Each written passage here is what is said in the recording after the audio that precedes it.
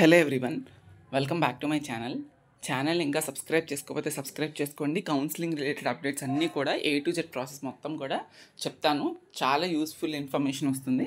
So subscribe చేసుకొని పెట్టుకోండి. Okay, Telegram channel link ఉంటుంది, అది కూడా చూడండి. ఈ వీడియోలో కన్నా వెళ్ళే ముందు నేను డిస్క్రిప్షన్లో నీట్గా chemistry important bits, physics important bits, కెమిస్ట్రీలో నేను చెప్పిన కొన్ని బిట్స్ ఎక్స్ప్లెనేషన్స్తో ఉన్నాయి. అటామిక్ స్ట్రక్చర్, వాటర్ టెక్నాలజీ, అవి ప్రీవియస్ ఇయర్లో చెప్పిన ఇంపార్టెంట్ బిట్స్ అన్ని లింక్స్ కూడా ఇస్తాను. నీట్గా అవన్నీ కూడా మీ వాట్సాప్లోకి కాపీ చేసుకొని పెట్టుకొని మీకు టైం ఉన్నప్పుడల్లా ఎగ్జామ్ ముందు చదువుతూ ఉండడానికి ట్రై చేయండి. ఓకే, అన్నీ కూడా ఇంపార్టెంట్ బిట్స్ అవి. ఓకే, అవే వస్తాయి అని చెప్పలేము, ఎందుకంటే ఇది ఐపీ ఎగ్జామ్ కాదు, కాంపిటేటివ్ ఎగ్జామ్. గుర్తుపెట్టుకోండి, అవే రావు, బట్ ఎక్కడో ఒక్కడ మీ దగ్గర హెల్ప్ అవ్వచ్చు అని చెప్పా. ఓకే, సో ఇప్పుడు ఈ వీడియోలోకి వెళ్తే, ఎందుకు ఈ వీడియో చేస్తున్నానంటే, ఇంకా ఫైనల్ మూమెంట్లోని మీరు ఎంత ప్రిపేర్ అయినా, ఏం చేసినా, ఓకే, ఇంక ఎగ్జామ్లో మాత్రమే మీరు చూపించాలి. ఏదన్నప్పటికీ కూడా మీరు ఎంత ప్రిపేర్ అయిపోయినా ఈ ఫైనల్ మూమెంట్లో ఎగ్జామ్ 180 minutes ఏదైతే ఉందో అది మాత్రమే మీ కాలేజ్ని డిసైడ్ చేస్తుంది. నేను ఫ్యూచర్ అని పెడదాం అనుకున్నాను, బట్ ఎందుకు అంత పెద్ద పెద్ద మాటలు అని చెప్పి, బట్ మీ కాలేజ్, మంచి కాలేజ్ డిసైడ్ చేసేది ఆ 180 minutes ఆఫ్ ఎగ్జామ్ మాత్రమే. అందరూ అగ్రీ చేయాలి, ఎందుకంటే 180 minutesలో మీరు ఎంత చదివినా, ఎంత చదవకపోయినా, ఆల్రెడీ బాగా చదివి ప్రిపేర్ అయిన వాళ్ళు కూడా అక్కడ మార్క్స్ లూజ్ అయ్యే ఛాన్స్ ఉంటుంది.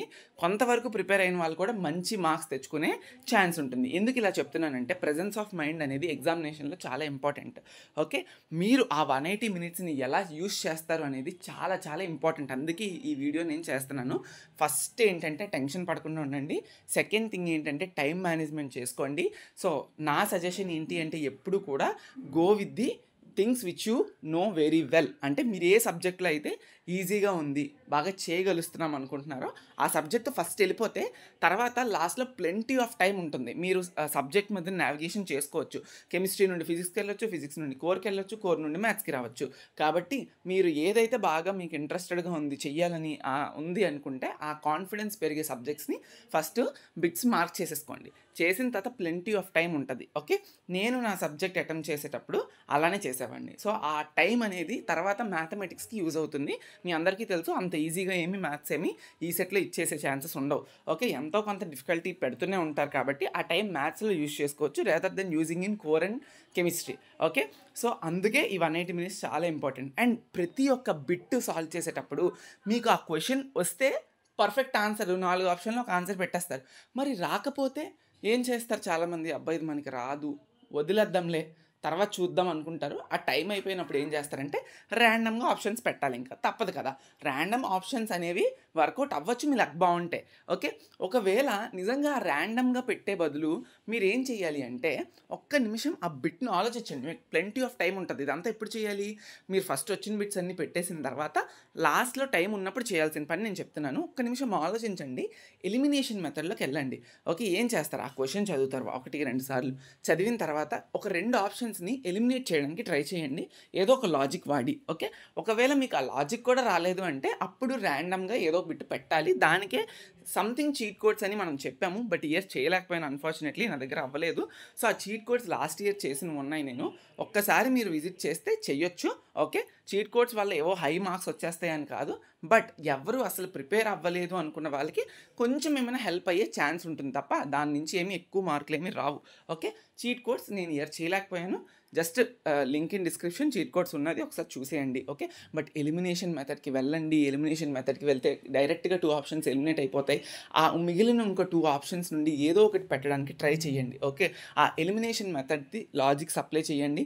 మీకు ఎంతవరకు వస్తే అంతవరకు. ఓకే, ఎప్పుడైనా ఆ బిట్స్ విన్నారా, అట్లీస్ట్ ఆ పదాలు చదివారా, అలాంటివైనా వెళ్ళి లాజిక్తోని వెళ్ళి ఎలిమినేట్ చేయండి. అసలు ఆ బిట్టే రానప్పుడు మనం ఏదో ఒకటి చేసి ర్యాండమ్గా పెట్టే కన్నా ఎంతో కొంత ఆలోచించి లాజిక్ యూజ్ చేసి మనం ఎప్పుడైనా విన్నామా అసలు వీటిని, అలా ఏమైనా థింక్ చేసి పెట్టడం ఎంతో కొంత సహాయపడుతుంది. ఓకే, అది ఎలిమినేషన్ మెథడ్కి ఉన్న పవర్. ఓకే, చాలా చాలా ఇంపార్టెంట్.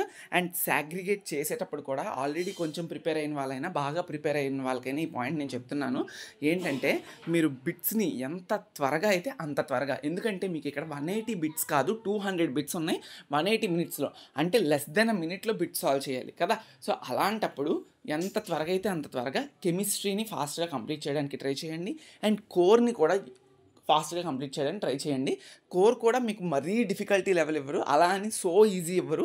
మీరు ఖచ్చితంగా కోర్లో మీరు చదివిన బిట్స్ చాలా ప్రత్యక్షమైతాయి. ఓకే, ఖచ్చితంగా తెలుస్తాయి. మీ 3 years ఆఫ్ పాలిటెక్నిక్ మొత్తం అందులోనే చదివారు కాబట్టి కోర్ ఎంతో కొంత మీరు వింటారు.